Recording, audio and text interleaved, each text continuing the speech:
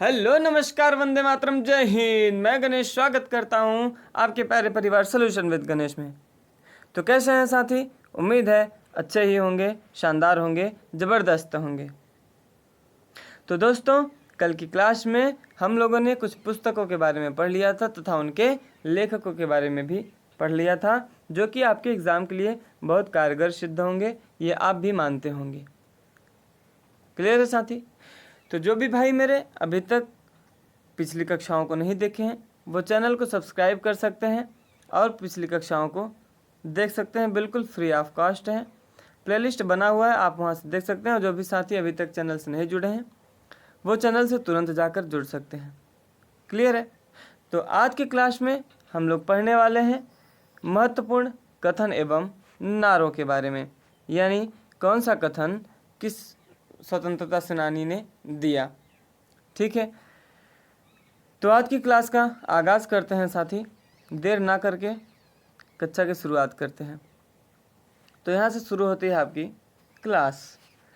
महत्वपूर्ण कथन एवं नारे।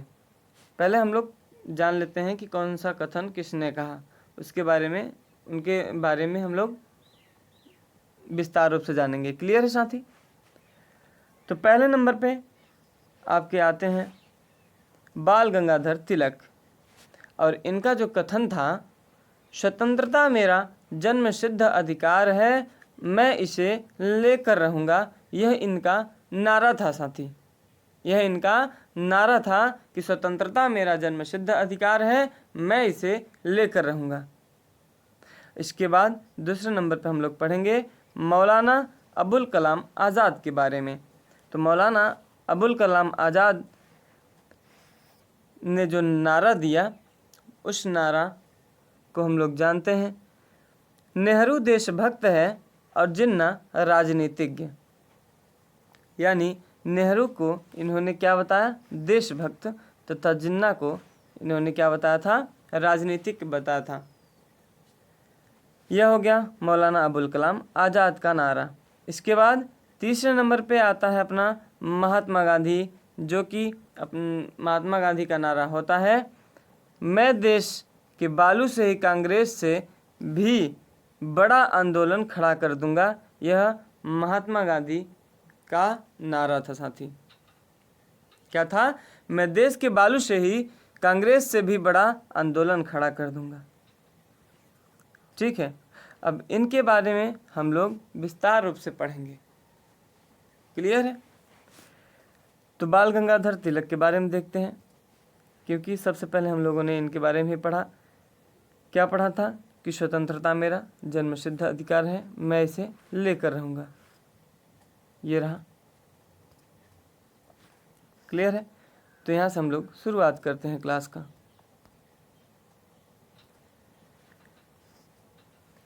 इनकी पुस्तक का नाम, यानी बाल गंगाधर की पुस्तक से शुरुआत करते हैं, इनके बारे में विस्तृत रूप से जानकारी प्राप्त करते हैं।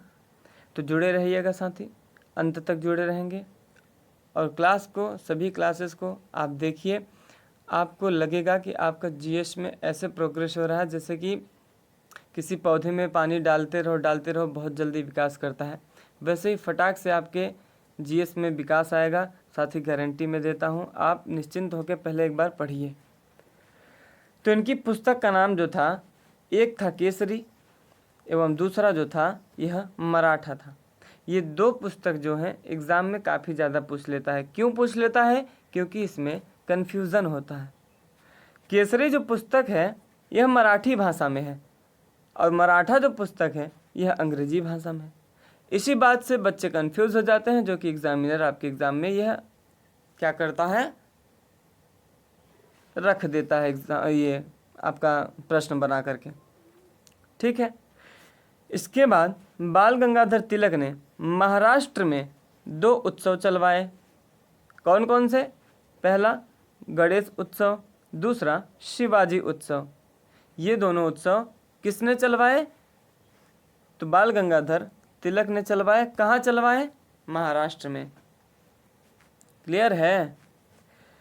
बाल गंगाधर तिलक को लोकमान्य के नाम से भी जाना जाता था, यानी लोकमान्य के नाम से जाने जाने वाला व्यक्ति कौन था? तो यह थे बाल गंगाधर तिलक। इन्हें भारतीय अशांति का जनक भी कहा गया।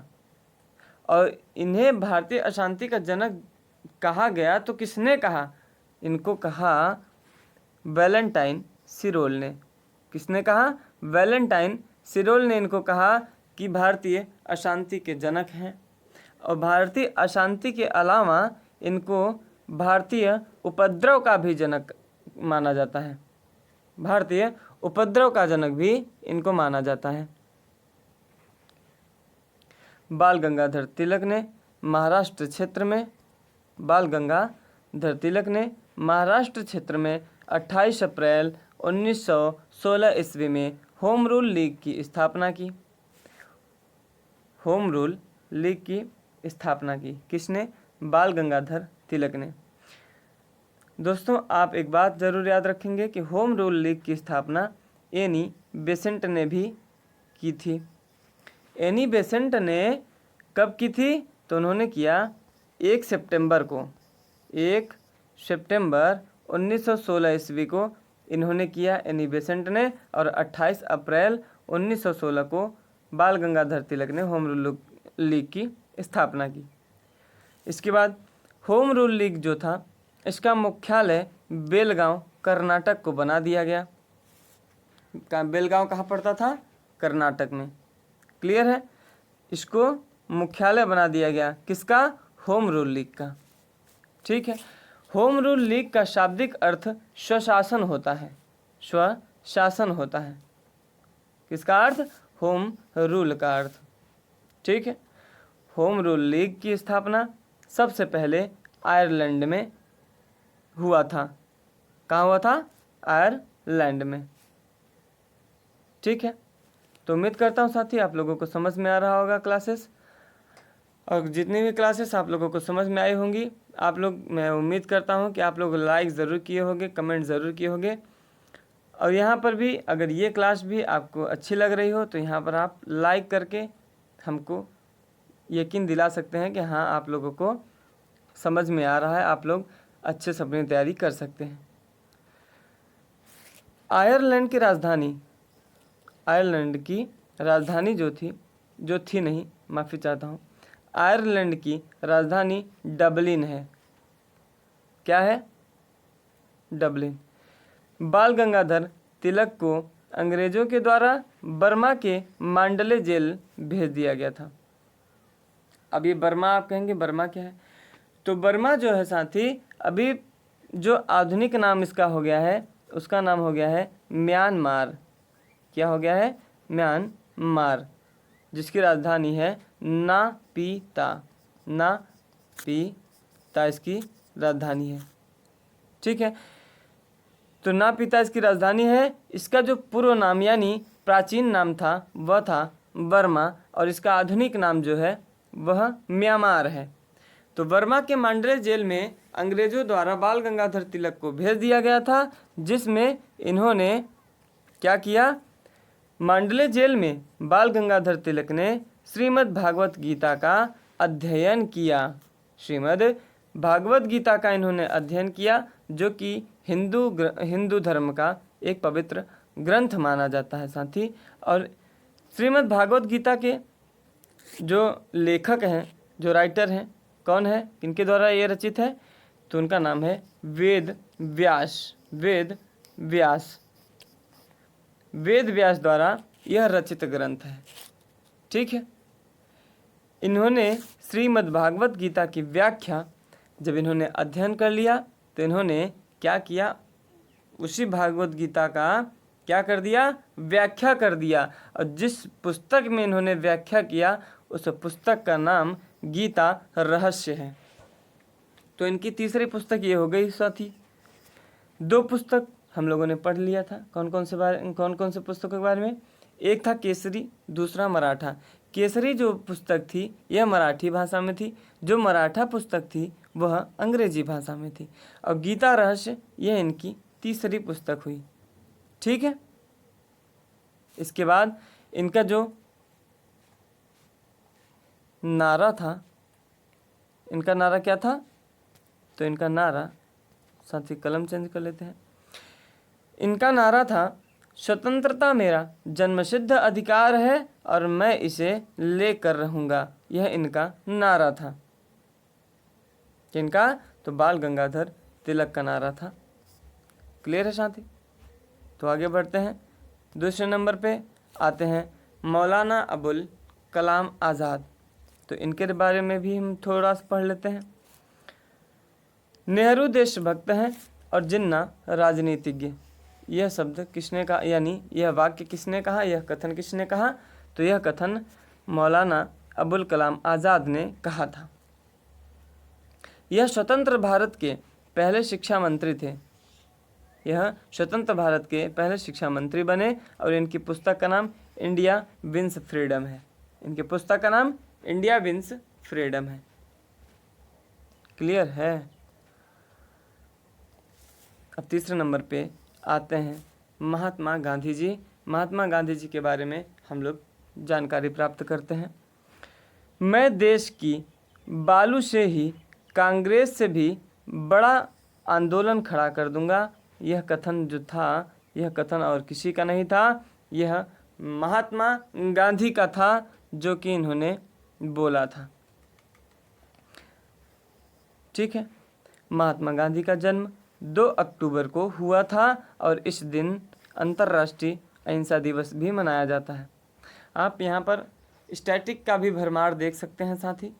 स्टैटिक जीके भी आप यहाँ से कवर कर सकते हैं। बाकी स्टैटिक जीके का अलग से क्लास चलेगी, आप निश्चिंत रहिएगा। पहले आप जीएस को कवर करिए, यानी हिस्ट्री को पहले कवर करिए। महात्मा गांधी को बापू के नाम से जवाहरलाल नेहरू ने सर्वप्रथम पुकारा था। यानी आप कह सकते हैं सीधी भाषा में कि महात्मा गांधी को बापू नाम किसने दिया? तो जवाहरलाल नेहरू ने दिया। ठीक है, किसने दिया? जवाहरलाल नेहरू ने। महात्मा गांधी को महात्मा नाम किसने दिया? तो रविंद्रनाथ टैगोर ने दिया। और महात्मा गांधी को ही सुभाष चंद्र बोस ने किस नाम से पुकारा? तो इन्होंने राष्ट्रपिता कहकर पुकारा था, इसलिए इनको राष्ट्रपिता भी कहा जाता है। ठीक है, तो उम्मीद करता हूँ साथी आज की क्लास आप लोगों को बहुत अच्छी लगी होगी। आप लोग बेहतर ढंग से अपनी तैयारी कर रहे होंगे और इस क्लास का आप लोग बहुत ही अच्छे से लुत्फ़ उठा रहे होंगे। तो साथी मेरे भाई, अभी तक जो भी चैनल से नहीं जुड़े हैं, चैनल को सब्सक्राइब कर लीजिए, बेल आइकन को प्रेस कर लीजिए और जितना हो सके आप अपने फ्रेंड सर्कल में इस चैनल को बढ़ा सकते हैं, क्योंकि ये बढ़ाएंगे तभी चैनल का भी विकास होगा और आप लोग भी पढ़ाई अच्छे ढंग से कर सकते हैं। ठीक है साथी, तो आज की क्लास में बस इतना ही। मिलते हैं कल शाम 7 बजे पार्ट 2 लेकर के, क्योंकि आज जो है पार्ट 1 था। आज पार्ट 1 था। मिलेंगे कल की क्लास में पार्ट 2 लेकर के। कहीं मत जाइएगा साथी, कल शाम 7 बजे हम लोग मिलते हैं इसी चैनल पर, सॉल्यूशन विद गणेश पर। ठीक है, तो आज के लिए धन्यवाद। वंदे मातरम। जय हिंद।